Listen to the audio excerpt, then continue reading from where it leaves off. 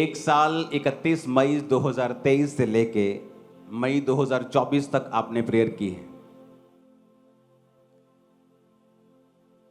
और उस प्रार्थना के बाद आपने देखा है ये कि सारा सिचुएशन, सारी सिनेरियो, सारा कुछ बदल चुका है इंडिया में। आपकी प्रेयर्स क्या कर सकती हैं ये आपको पिछले एक साल ने बताया है। मैं तो आपको बताता ही रहता था कि मेरी लाइफ में सबसे बड़े बदलाव से पहले परमेश्वर ने मेरी प्रार्थना में अगुवाई की है। 6 घंटे, 8 घंटे, 7 घंटे रोज। भजन संहिता 110 उसकी एक आयत ये प्रभु ने मुझे अभी बताई है। आप स्क्रीन पे इसे निकाल के रखिएगा। अपने पड़ोसी को बोलो, तेरी प्रार्थनाओं ने सब कुछ बदल दिया है। आमीन। भजन संहिता 110 अगर आपके पास है तो उसे निकालेंगे।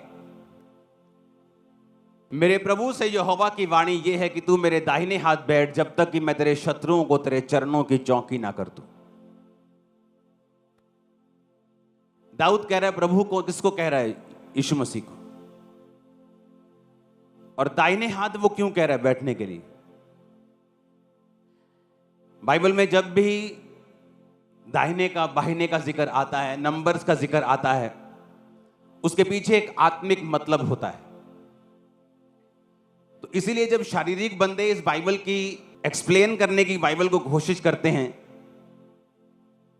तो वो फेल हो जाते हैं और दुनिया उनका उपहास करती है, उनका मजाक उड़ाती है, क्योंकि उनको ये नहीं मालूम कि बाइबल वही व्यक्ति उसी तरह से कोट कर सकता है जिसके पास पवित्र आत्मा हो, और पवित्र आत्मा उसी के पास है जिसने पापों से मन फिराया और तौबा की हुई है। दाऊद कहता है मेरे प्रभु यानी यीशु मसीह से यहोवा की वाणी ये है कि मेरे दाहिने हाथ बैठ। इसका मतलब क्या है?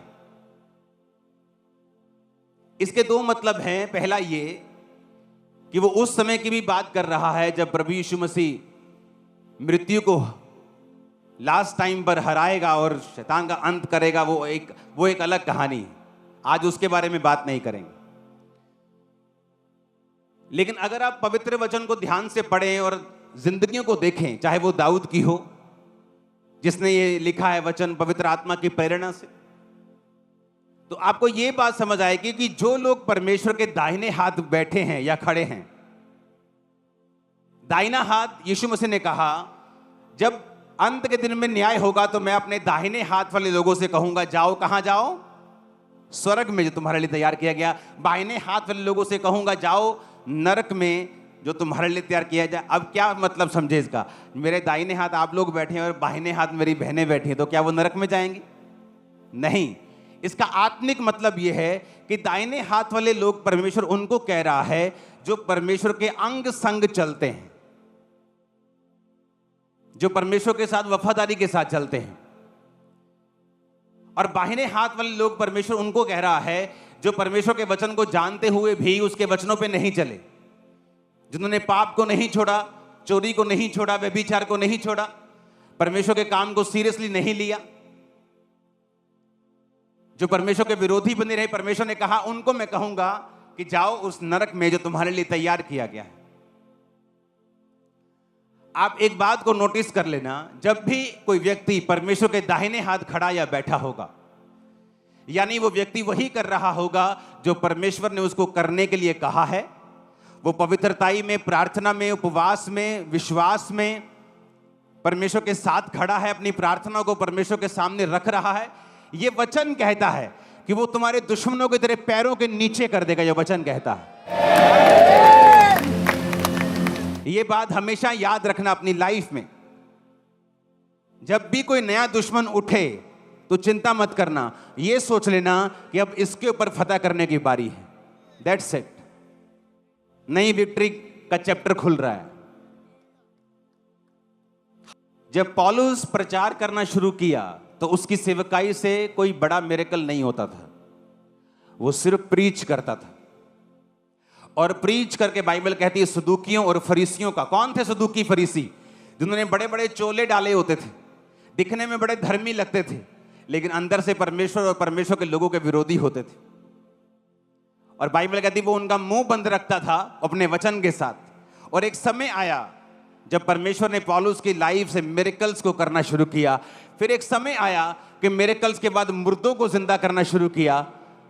और बाइबल कहती धर्मी की ज्योति दोपहर तक जिस तरह सूर्य बढ़ता रहता है बढ़ती ही जाएगी, उसी तरह से पौलुस की सेवकाई अगर आप देखें तो जिस पौलुस ने एक छोटे से एरिया से शुरू किया था, वचन कहता है कि पूरे यूरोप में उसने इतना प्रचार किया कि उसने अपने वचन में लिखा है कि अब मेरे प्रचार करने की जगह तक नहीं बची, क्योंकि सब लोगों ने सुसमाचार सुन लिया है।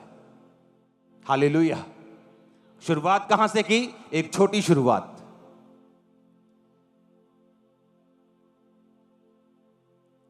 ये ग्रेस जो मैं आपको गवाही देने वाला हूं अभी मेरी लाइफ पर उतरी है डीप तरीके से। पहले थी लेकिन इतनी डीप नहीं थी जितनी अब है। ये टेस्टिमनी एक सपने की मैं आपको पहले भी दे चुका हूं। ये किस तरह से मेरे को सपना आता है कि गवर्नमेंट ये करेगी और वही कुछ होता है थोड़े दिन के, 2 दिन 4 5 दिन के बाद ही। आज से कुछ दिन पहले मैं एक वचन पढ़ूंगा, उससे पहले योएल नबी की पुस्तक 2:28 उसमें लिखा है, उन बातों के बाद मैं अपना आत्मा सब प्राणियों पर उंडेलूंगा, तुम्हारे बेटे बेटियां भविष्यवाणी करेंगी, पुरनीय स्वप्न देखेंगे। पुरनीय कौन है? बुजुर्ग। कौन से बुजुर्ग?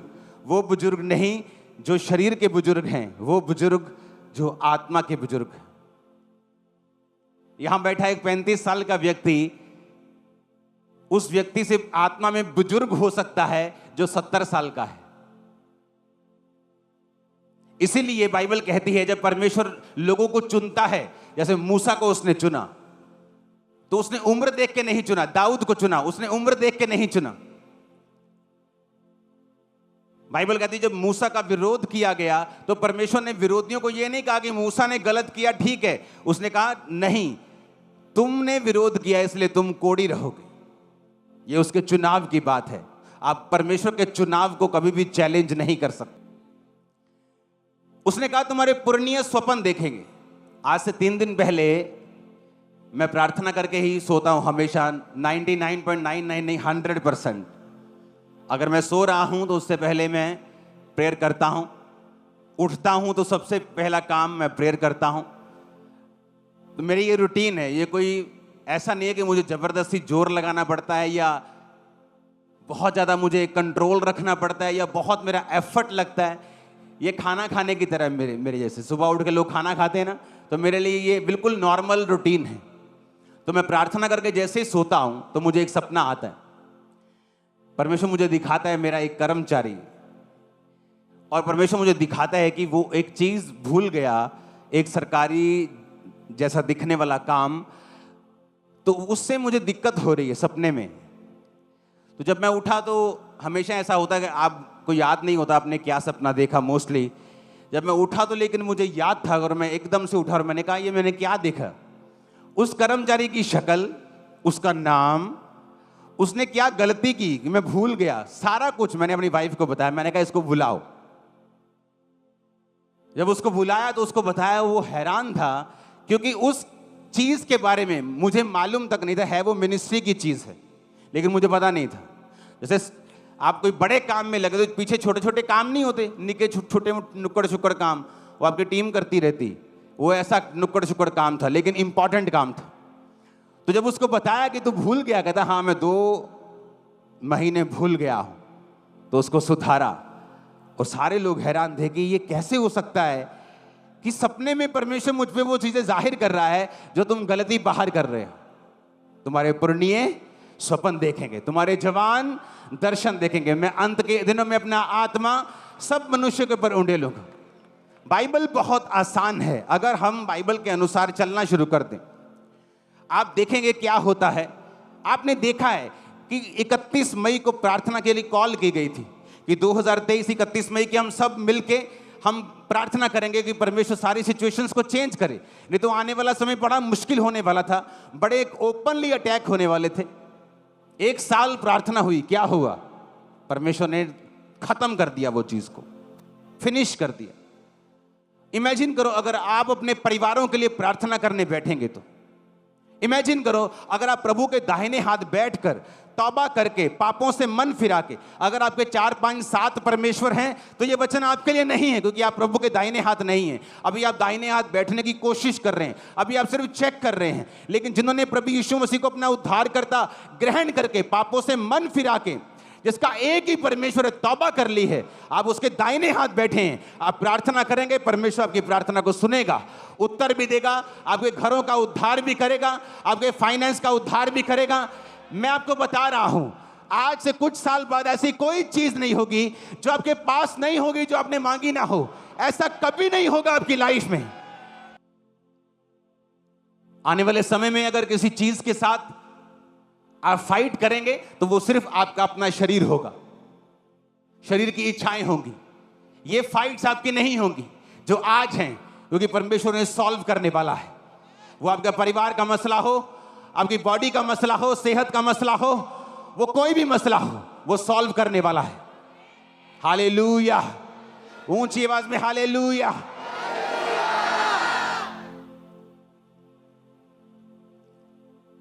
उसने कहा मेरे दाहिने हाथ बैठ। तो हमेशा इस बात को याद रखा करो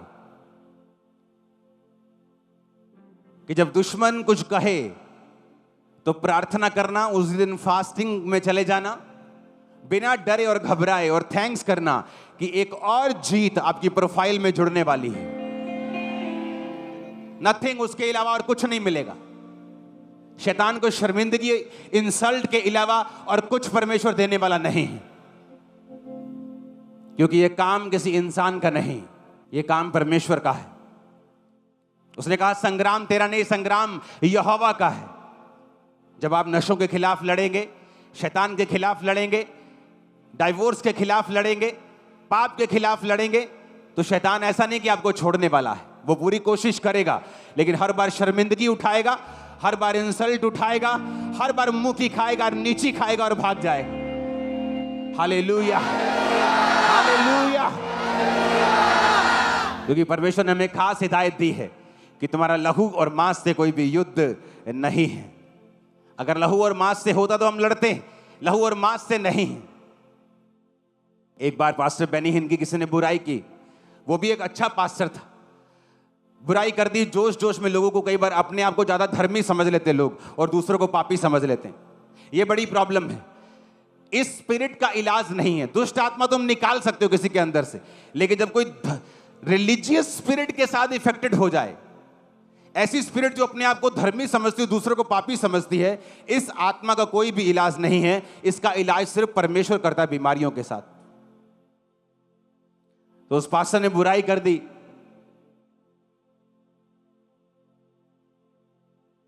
तो जो बड़े बड़े सेवक होते हैं वो ये बात जानते हैं कि संग्राम किसका है, यहोवा का। तो उन्हें लड़ने की जरूरत नहीं, बोलने की भी जरूरत नहीं, छोटी सी वीडियो बनाने की भी जरूरत नहीं, क्योंकि ऐसे लोग आपको आने वाले समय में प्रार्थनाओं के लिए इंटरनेट पे आते हुए दिखेंगे कि हमारे लिए प्रार्थना कीजिए, हम बड़ी मुसीबत में। और परमेश्वर इससे भी प्रसन्न नहीं। बाइबल कहती वो दुष्ट को मरता हुआ देखकर भी प्रसन्न नहीं होता, वो दयावान परमेश्वर है। आपको ये बात याद रखनी है, आप एक डिवाइन योजना के नीचे हैं, आप एक आम व्यक्ति नहीं हैं, एक बड़ा काम करने के लिए बुलाए गए हैं। लड़ाई आपकी नहीं है, दाहिने हाथ आपको रहना है। परमेश्वर पाव की चौकी कर देगा शैतान को, नशे को और बीमारियों को और सब दुश्मनों को। आमीन। ऊंचा चाहिए चर्च, हालेलुया, ऊंची आवाज में हालेलुया। वो आपसे बात करेगा, सपनों में आपसे बात करेगा। आज से कुछ साल पहले मेरी टीम जानती है, जो मेरे साथ हमेशा प्रार्थना करती थी, और मैं बैठा हुआ प्रार्थना कर रहा था और मैंने एक बड़ा अजीब दर्शन देखा। वो आज तक ऐसा दर्शन मैंने कभी नहीं देखा। सपने देखे हैं, लेकिन आज तक वैसे दर्शन वाली फील मुझे अब तक नहीं आई। 10 साल हो गए। 2014 से पहले मैंने एक विजन देखा और मैंने टीम को बताया कि एक बहुत बड़ा एक घर है, उसका रंग मैं नहीं बताना चाहता हूं अभी। तो ये कलर का रंग है और ये इतना बड़ा घर है और उसके बाहर बहुत भीड़ है और बहुत ज्यादा भीड़ है और लोग उसकी तरफ, उस घर की तरफ, सब लोग उस घर की तरफ चल पड़े हैं। और उसके बाद वो लोग क्रिश्चियन लोगों के पीछे आ रहे हैं और उन पर हमला कर रहे हैं, लेकिन किसी को मैंने नुकसान उठाते हुए नहीं देखा, किसी क्रिश्चियन को। उसके बाद परमेश्वर ने कुछ दिन पहले मुझे विजन दिखाया कि उस बिल्डिंग की जो छतें हैं, जो लेंटर है, वो आग में जल रहा है, लेकिन बिल्डिंग अभी भी खड़ी है। लेकिन परमेश्वर ने दिखाया बिल्डिंग खड़ी नहीं रहेगी, वो जल्दी गिरने वाली है। तो जो आत्मिक बंदा होगा वो इस बात को समझेगा मैं क्या कह रहा हूं। परमेश्वर आपको दर्शन, विजन्स, आपको प्रोफेटिकली आपसे बात करता है, चाहे आप विश्वासी क्यों ना हो। अगर आप अपने टीवी को बंद कर दें, अपने टीवी से डिस्कनेक्ट हो जाएं, अपने शरीर को थोड़ा काबू में रखें, प्रार्थना करें सोने से पहले, वो आपकी जिंदगी के विषय में आपसे बात करेगा। आप देखना, जो आपकी कॉलिंग है उसके विषय में आपसे बात करेगा। मैं आपको बता नहीं सकता वो मार्वलस काम जो मैं अपनी लाइफ में होता हुआ देख रहा हूं परमेश्वर की आत्मा के द्वारा, और ऐसे ही मार्वलस काम जो बिल्कुल ही डिफरेंट रीति के हैं, वो मेरी वाइफ की लाइफ से परमेश्वर का आत्मा करवा रहा है। दोनों काम जबरदस्त हैं, दोनों काम मार्वलस हैं। क्यों? क्योंकि एक लाइफ रूटीन है। मेरी फैमिली को मालूम है कि आज अगर शनिवार है तो मैं अपने घर से नहीं आया हूं, मैं प्रेयर माउंटेन से आया हूं। तो उनको मालूम है कि हमारा प्रार्थना करने का एक समय है, परमेश्वर के पास बैठे रहने का एक टाइम है, ताकि जो लोग आ रहे हैं उनके हृदयों में ये चीज चली जाए कि मुझे प्रभु के साथ सही रहना है। परमेश्वर आपसे बात करेगा। आज से आपकी स्पिरिचुअल आईज ओपन हो रही है, कान ओपन हो रहे हैं, आपको विजन्स आएंगे, आपको दर्शन आएंगे और सपन आएंगे। यीशु मसीह के नाम में आमीन। ऊंचा चाहिए चर्च, हालेलुया। ऊंची आवाज में हालेलुया बोलो जरा।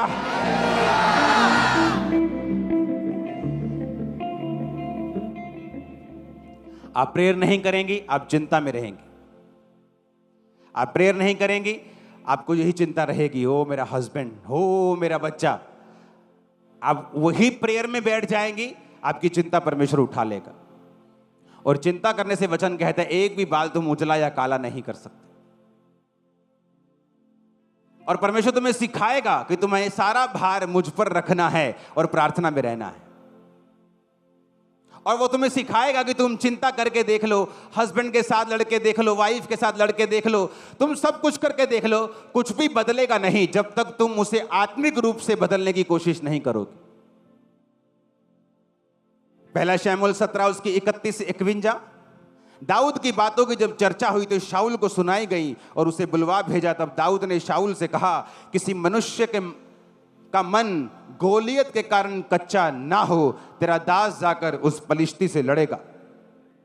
शाऊल ने कहा, तू जाकर उस फलिश्ती के विरुद्ध युद्ध नहीं कर सकता, क्योंकि तू लड़का है और वो लड़कपन से ही योद्धा है।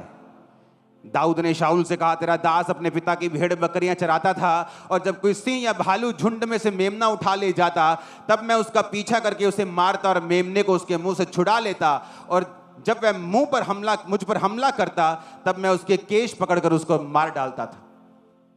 तेरे दास ने सिंह भालू दोनों को मारा है, और यह खतना रहित फलिश्ती उनके समान हो जाएगा, क्योंकि उसने जीवित परमेश्वर की सेना को ललकारा है। फिर दाऊद ने कहा, यहोवा जिसने मुझे सिंह और भालू दोनों के पंजों से बचाया है, वह मुझे उस फलिश्ती के हाथ से भी बचाएगा। शाऊल ने दाऊद से कहा, जा, यहोवा तेरे संग रहे। जब गोलियत आपके सामने खड़ा होता है तो वो आपकी मौत के लिए नहीं होता, बल्कि वो आपको मशहूर करने के लिए और विक्टोरियस करने के लिए होता है। आप गोलियत से तब डरें अगर आप शाऊल हैं तो, अगर आप दाऊद हैं तो गोलियत से ना डरें। शाऊल जिसको ये परवाह नहीं थी कि परमेश्वर मेरे बारे में क्या सोचता है, जब शमूएल ने कहा यहोवा ने राज छीन लिया, तो कहता नीचे चल, लोग क्या कहेंगे। जब दाऊद ने पाप किया, नतान नबी ने कहा तूने पाप किया है, उसने कहा यहोवा मुझे माफ करे लेकिन मुझे दूर ना करे, तो उसका पाप माफ हुआ। दाऊद वो था जो प्रभु के नजदीक रहता था, प्रभु के दाहिने हाथ रहता था, और डिक्लेरेशंस, मुंह से क्या बोलना है।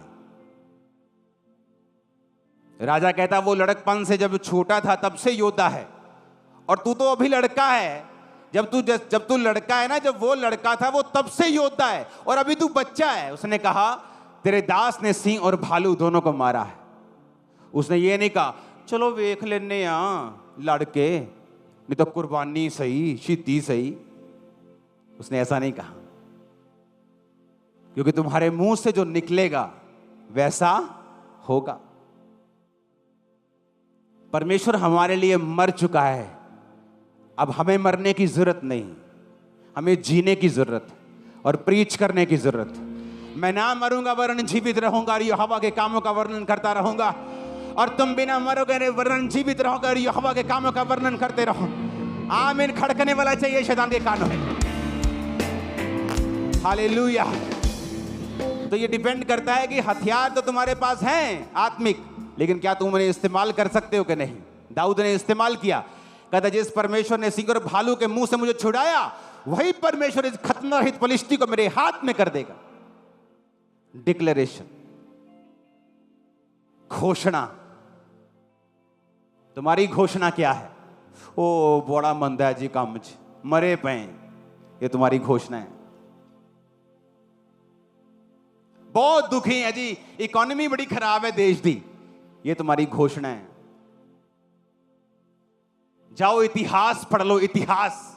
एक वाक्य दिखा दो 6000 7000 साल में जहां अकाल पड़ा हो और यहोवा को मानने वाला मर गया हो, वो 100 गुना बढ़ते हुए आपको दिखेंगे।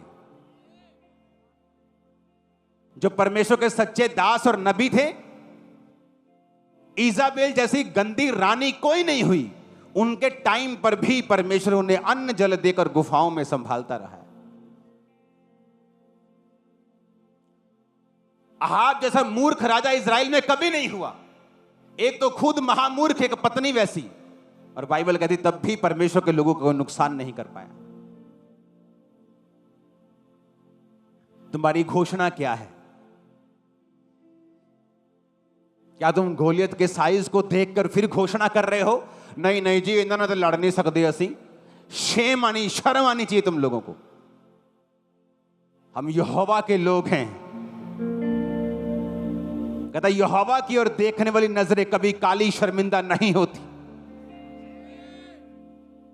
वो दूतों को भेज देगा। बाइबल कहती फिरौन जब आ रहा था तो वचन कहता है कि परमेश्वर ने बादल के बीच से होकर घड़क कर उनको डरा दिया, टांगे कांपने लगी थी उनकी। तुम उस परमेश्वर की संतान हो। मैं प्रार्थना कर रहा था, परमेश्वर ये धरती तूने बनाई, ये मिट्टी तेरी है, ये आसमान तेरा है, ये लोग तेरे हैं, जो लोग विरोध कर रहे हैं ये मिट्टी से बने हुए भी तेरे हैं। घबराहट डाल इनमें, और टांगे कांप रही थी लोगों। परमेश्वर महान है, वो खतरनाक है। वो जब गेम घुमाता है ना तो बड़ों बड़ों की गेम घूम जाती है। दाऊद कहता मैं नहीं, और बाइबल कहती जब वो गोलियत के सामने आया तो गोलियत हंसा, कहता मैं कुत्ता हूं कोई, तू सोटी लेके मेरे को आ गया ओए। इतना बड़ा लंबा चौड़ा 50 किलो की उसकी ढाल थी जो बंदा लेके साथ चलता था, कल्ली ढाल ही फड़ता सी। और जब उसने दाऊद देखा छोटा सा, मुंह लाल, उसने कहा क्या मैं कुत्ता हूं बच्चे, लाठी लेके आ गया मुझे मारने? उसने कहा तू तलवार लेके मेरे सामने आता है, लेकिन मैं तलवारों से नहीं यहोवा के नाम में तेरे सामने आता हूं, और तेरी तलवार से तेरा ही सिर काट के। आमीन, ऊंचा चाहिए चर्च। लेकिन आज हमारा युद्ध मांस और लहू से नहीं है, शैतान से है। तो शैतान की बातों को उसी के गले पर चलाकर उसको शर्मिंदा करने का समय आ चुका है। आमीन। परमेश्वर आपको विक्ट्री देने के लिए तैयार है। क्या आप घोषणा करने के लिए तैयार? जब कैंसर रूपी गोलियत आपके सामने खड़ा होता है तब क्या बोलते हो आप? जब गरीबी रूपी गोलियत आपके सामने खड़ा होता है, तलाक रूपी गोलियत आपके सामने खड़ा होता है, स्ट्रेस रूपी, डिप्रेशन रूपी गोलियत आपके सामने खड़ा होता है, जब आपको मालूम होता है कि संसार में, दुनिया में, मेडिकल साइंस में इसका कोई इलाज नहीं है, जब ऐसी बीमारी आपके सामने खड़ी होती, आपके मुंह से क्या निकलता है ये मायने रखता है। चर्च, ऊंची आवाज में हालेलुया बोलो। अपने पड़ोसी को बोलो घोषणा कर। फिर से बोलो ऊंची आवाज में, फिर से बोलो ऊंची आवाज में।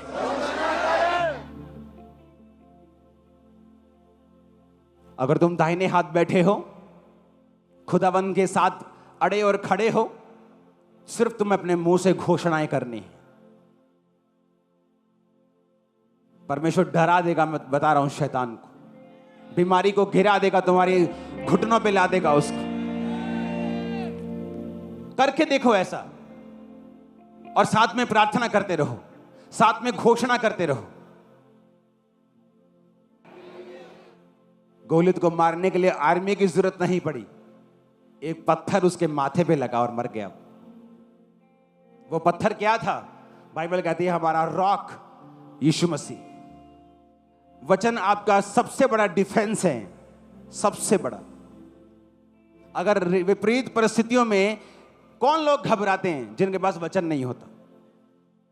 हवाइयां उड़ी होती उनके चेहरों की, क्योंकि उनका डिफेंस वचन नहीं। ना वो वचन पढ़ते, ना वो प्रार्थना करते। वो चलते हैं बहाव के हिसाब से। इधर बहाव अच्छा है तो इधर हवा बल्ले बल्ले, बहाव कम हो गया, हे मर गए, डर गए। लेकिन जो लोग वचन का डिफेंस अपने पास रखते हैं, जिनको मालूम है कि वचन उनका डिफेंस है, वो कभी आपको घबराए नहीं मिलेंगे। दाऊद का डिफेंस कौन था? वचन। वो वचन से अपने आप को सुरक्षित रखता था। भजन संहिता पढ़ के देखो, हर बार उसने वचन से अपने आप को सुरक्षित किया और विजय किया। दाऊद कहता, मैं शेर और भालू को जब मैंने मारा, तो वो शेर और भालू जब उसके सामने आए होंगे, उसने सोचा होगा लो आज तक मर गए अपन। पर परमेश्वर उन शेर और भालुओं से दाऊद की प्रैक्टिस करवा रहा था। कई बार आपका विरोध होता, आपकी फैमिली में, आपके मोहल्लों में, वो आपकी प्रैक्टिस हो रही है। एक बड़ा गोलियत गिरने की तैयारी कर रहा है आपकी लाइफ में। अगर आप शेर और भालू को मार देंगे, गोलियत के मरने की प्रैक्टिस आप कर रहे हैं। और जिस दिन गोलियत मरेगा, उस दिन आप सेम नहीं होंगे।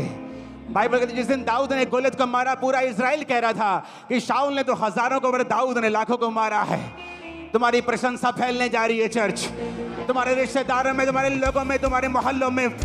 आमीन। मेरे को ऊंचे वाला चाहिए। मैंने कहा वो प्रशंसा फैलने के लिए जा रही है यीशु मसीह के सामर्थी नाम। आमीन, आमीन। आपको क्या करना है? आपका डिफेंस वचन है। वचन को पढ़ना है। परमेश्वर के दाहिने हाथ आपको खड़े रहना है। आपको हंसी आएगी फिर शैतान के ऊपर। जिस व्यक्ति ने प्रभु के साथ पंगा लिया है, कुछ दिनों के बाद उसकी हालत देखना तुम। परमेश्वर उन्हें हंसी का पात्र बना देगा। मेरी बात नोट करना,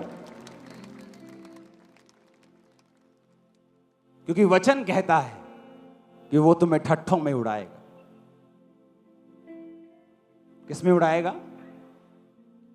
कहता वो तुम पे हंसेगा और तुम्हें ठट्ठों में उड़ाएगा। देखी जाओ होता क्या है। अगर परमेश्वर तुम्हारे साथ है, अगर तुमने परमेश्वर के वचन को अंगीकार किया है और तुम रोज घोषणाएं करते हो, अपने आप को तैयार करो, रोज घोषणा करो, सुबह शाम। आपने वो नहीं कहना जो आप देख रहे हो, आपको वो कहना है जो बाइबल कहती है।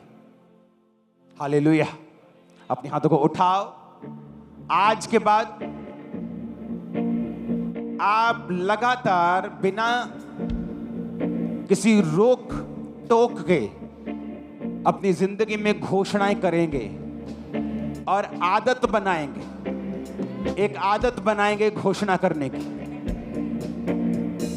प्रभु से वादा करो कि आज से मैं पॉजिटिव बोलूंगा और वचन के बीच से अपने आप को बोलूंगा। कोई नेगेटिव घोषणा मेरे मुंह से नहीं निकलेगी।